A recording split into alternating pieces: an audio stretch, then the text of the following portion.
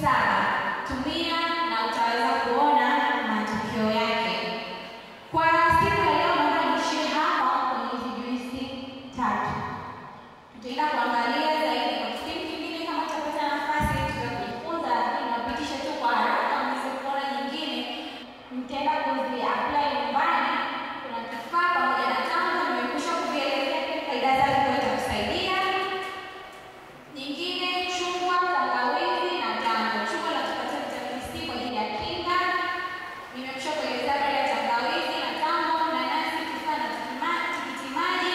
Tikiti maji sana sana linasaidia katika swala zima la kuongeza kwa wanaume, zile mbegu zinasaidia katika kujenga vizuri kile kiwanda. Tukijifunza haya.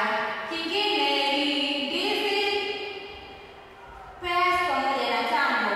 Vyote hivi pia ni juisi lishe. Nyingine carrot, pears, tufaa na embe ni juisi lishe pia.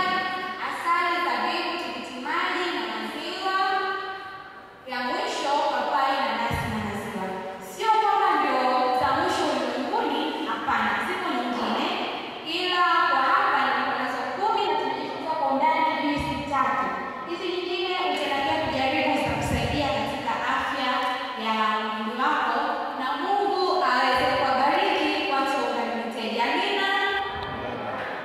Tumefikia mwisho. Nikaribishe mchungaji ataendelea na kipindi kinachofuata. Tusimame.